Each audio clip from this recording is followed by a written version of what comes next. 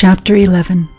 Now Jephthah the Gileadite was a mighty man of valor, but he was the son of a harlot, and Gilead begot Jephthah. Gilead's wife bore sons, and when his wife's sons grew up, they drove Jephthah out, and said to him, "You shall have no inheritance in our father's house, for you are the son of another woman."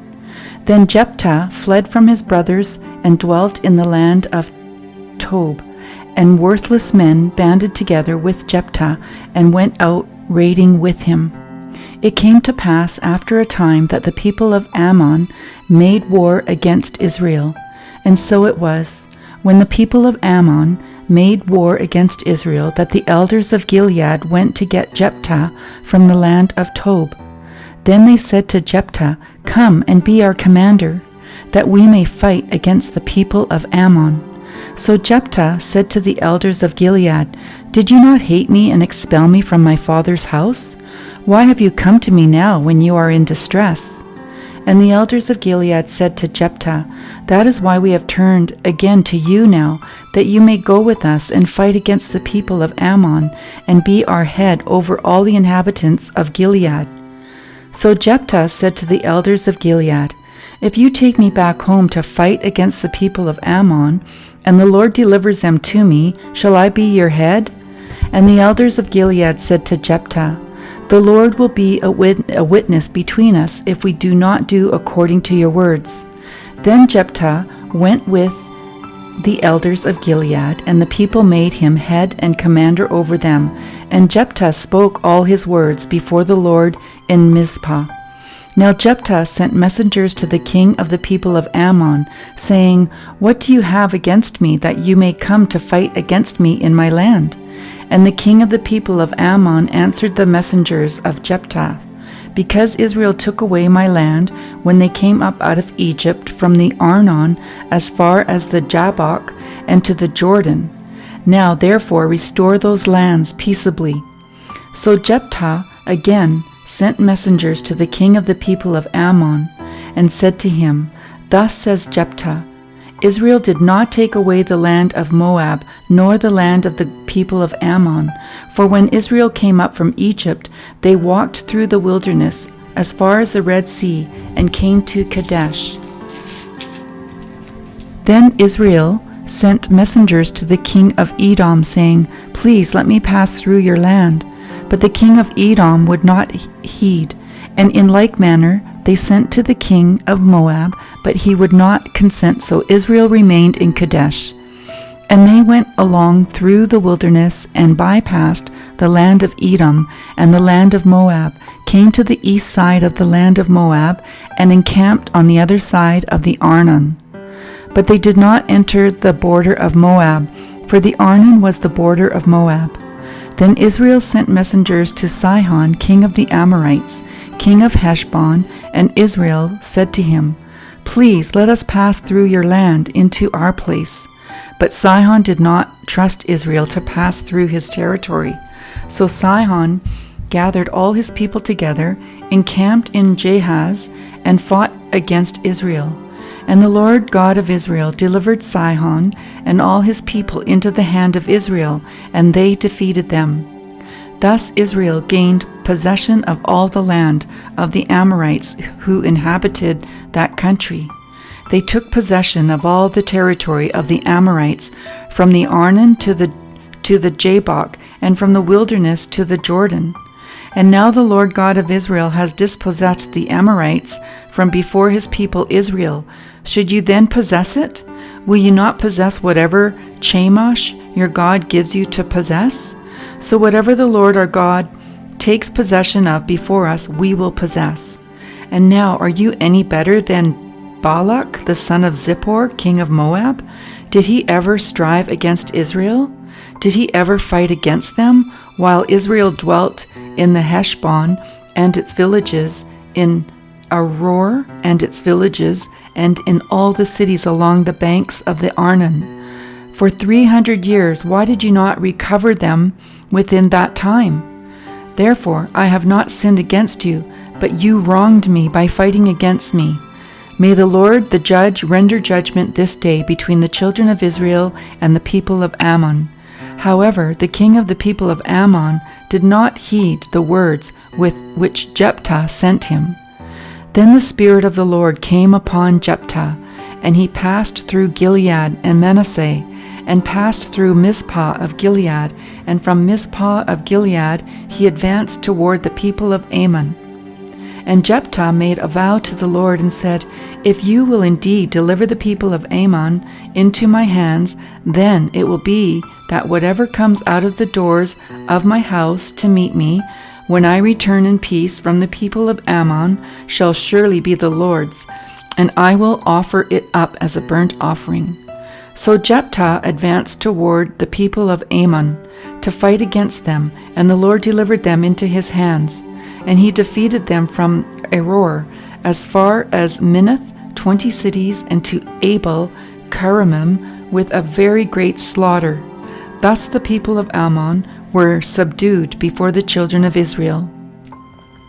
When Jephthah came to his house at Mizpah, there was his daughter coming out to meet him with timbrels and dancing, and she was his only child.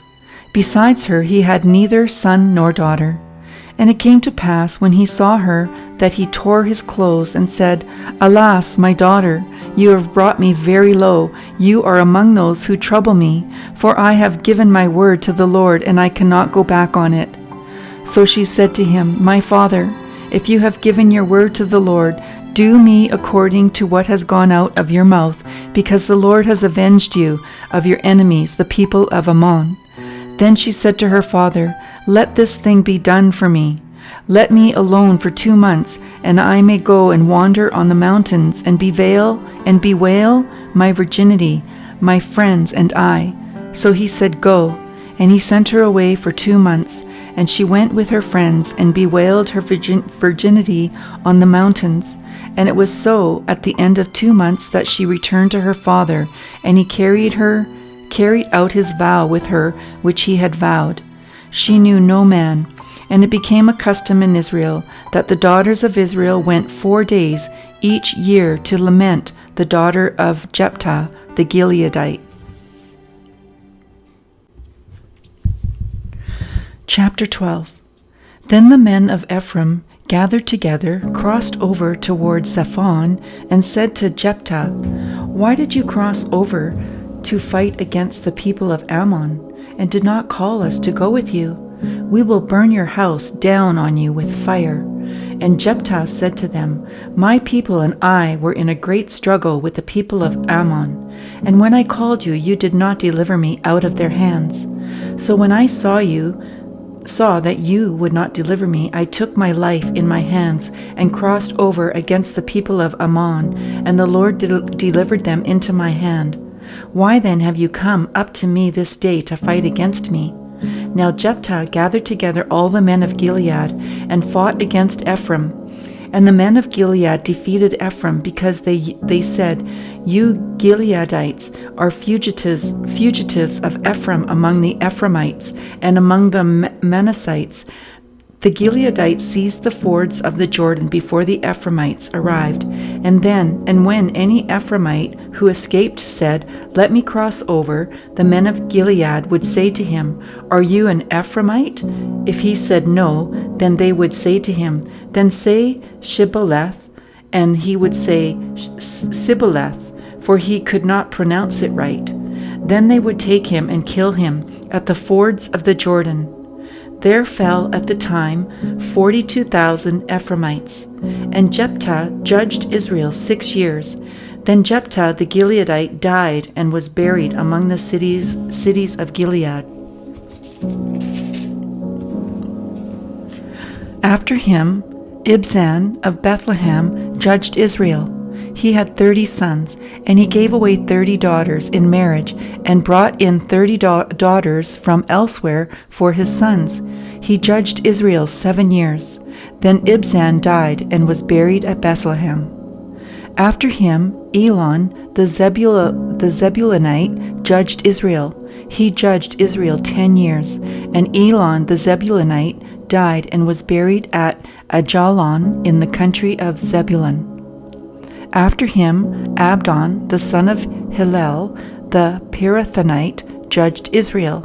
He had 40 sons and 30 grandsons, who rode on 70 young donkeys. He judged Israel 8 years. Then Abdon, the son of Hillel, the Pirathonite, died and was buried in Pirathon, in the land of Ephraim, in the mountains of the Amalekites. Chapter 13. Again, the children of Israel did evil in the sight of the Lord, and the Lord delivered them into the hand of the Philistines for 40 years.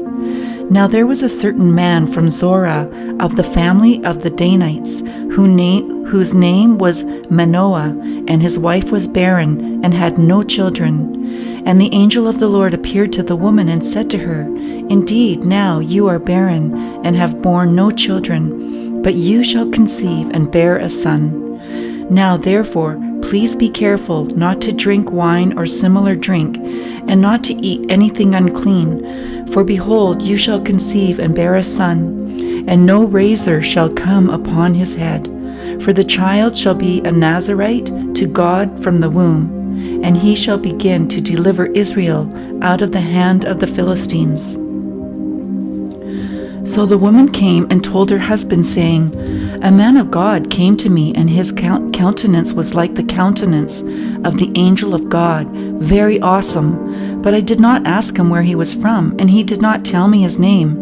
And he said to me, Behold, you shall conceive and bear a son. Now drink no wine or similar drink, nor eat anything unclean, for the child shall be a Nazarite to God from the womb to the day of his death.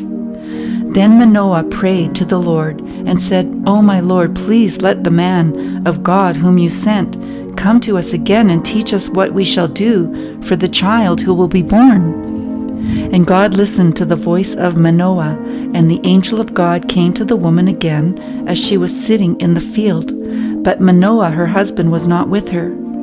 Then the woman ran in haste and told her husband and said to him, Look, the man who came to me the other day has just now appeared to me. So Manoah arose and followed his wife. When he came to the man, he said to him, Are you the man who spoke to this woman? And he said, I am. Manoah said, Now let your words come to pass. What will be the boy's rule of life and his work? So the angel of the Lord said to Manoah, All that I said to the woman, let her be careful.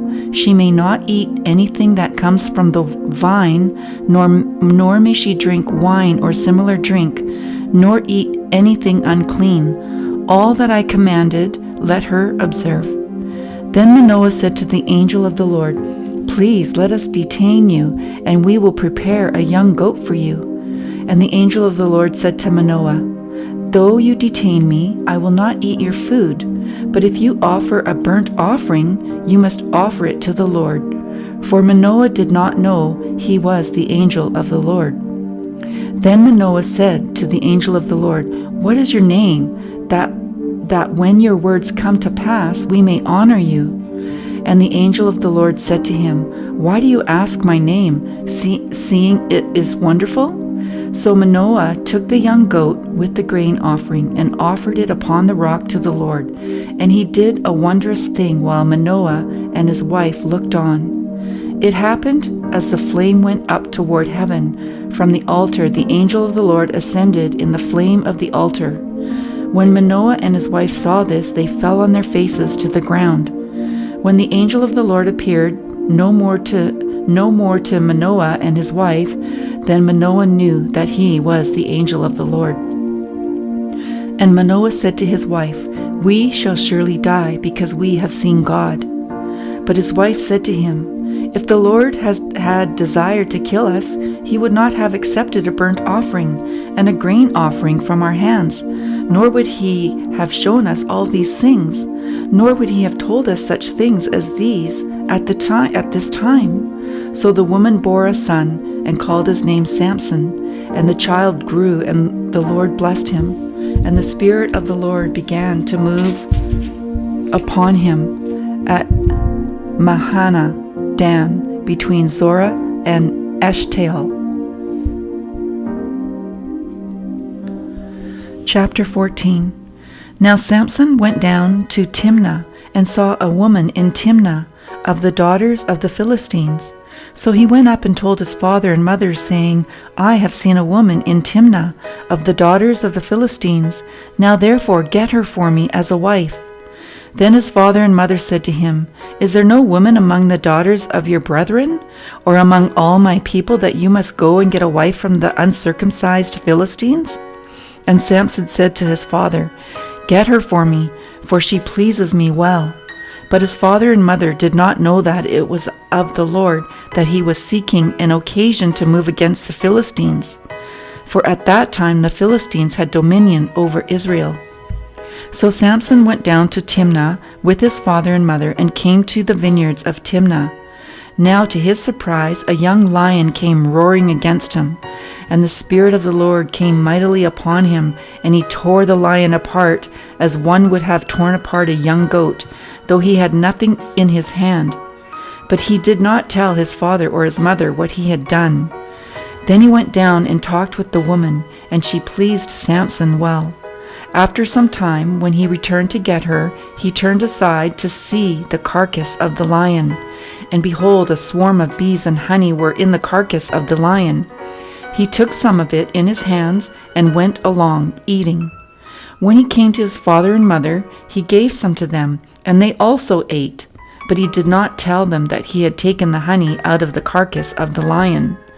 So his father went down to the woman, and Samson gave a feast there, for young men used to do so. And it happened, when they saw him, that they brought 30 companions to be with him. Then Samson said to them, Let me pose a riddle to you. If you can correctly solve and explain it to me within the 7 days of the feast, then I will give you 30 linen garments and 30 changes of clothing. But if you cannot explain it to me, then you shall give me 30 linen garments and 30 changes of clothing. And they said to him, Pose your riddle, that we may hear it. So he said to them, Out of the eater came something to eat, and out of the strong came something sweet. Now for 3 days they could not explain the riddle.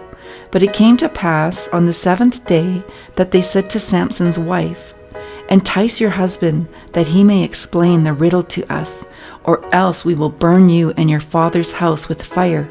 Have you invited us in order to take what is ours? Is that not so?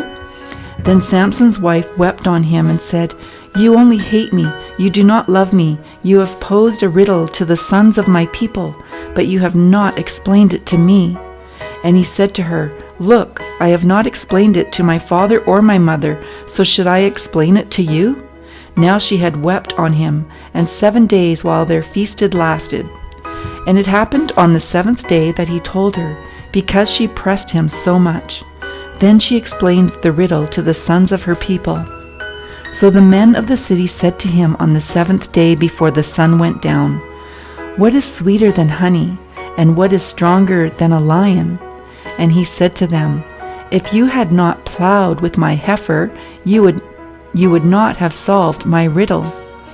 Then the Spirit of the Lord came upon him mightily, and he went down to Ashkelon and killed 30 of their men, took their apparel, and gave the changes of clothing to those who had explained the riddle.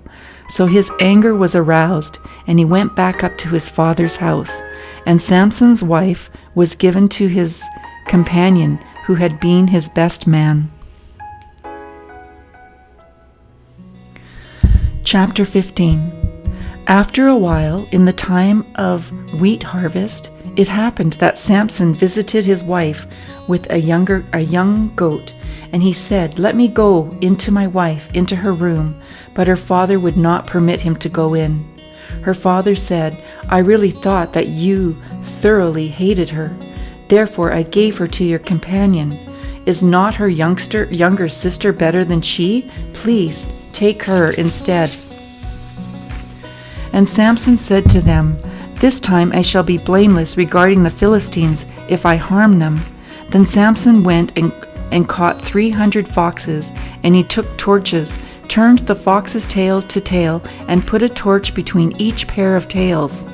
When he had set the torches on fire, he let the foxes go into the standing grain of the Philistines, and burned up both the shocks and the standing grain, as well as the vineyards and olive groves. Then the Philistines said, "Who has done this?" And they answered, "Samson, the son-in-law of the Timnite, because he has taken his wife and given her to his companion." So the Philistines came up and burned her and her father with fire. Samson said to them, "Since you would do a thing like this, I will surely take revenge on you, and after that I will cease." So he attacked them hip and thigh with a great slaughter. Then he went down and dwelt in the cleft of the rock of Etam. Now the Philistines went up and camped in Judah and deployed themselves against Lahi. And the men of Judah said, "Why have you come up against us?" So they answered, "We have come up against to arrest Samson, to do to him as he has done to us." Then 3,000 men of Judah went down to the cleft of the rock of Etam and said to Samson, "Do you not know that the Philistines rule over us? What is this you have done to us?" And he said to them, "As they did to me, so I have done to them." But they said to him, "We have come down to arrest you, that we may deliver you into the hand of the Philistines." Then Samson said to them, "Swear to me that you will not kill me yourselves."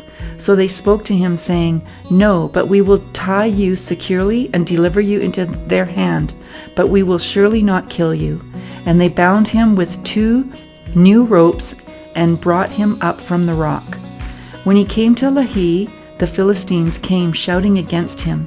Then the Spirit of the Lord came mightily upon him, and the ropes that were on his arms became like flax that is burned with fire, and his bonds broke loose from his hands. He found a fresh jawbone of a donkey, reached out his hand and took it, and killed 1,000 men with it. Then Samson said, "With the jawbone of a donkey, heaps upon heaps. With the jawbone of a donkey I have slain 1,000 men." And so it was, when he had finished speaking, that he threw the jawbone from his hand and called that place Ramath Lehi. Then he became very thirsty, so he cried out to the Lord and said, "You have given this great deliverance by the hand of your servant, and now shall I die of thirst and fall into the hand of the uncircumcised?" So God split the hollow place that is in Lehi, and water came out, and he drank, and his spirit returned, and he revived. Therefore he called the name En-Hakkore, which is in Lehi to this day. And he judged Israel 20 years in the day of the Philistines.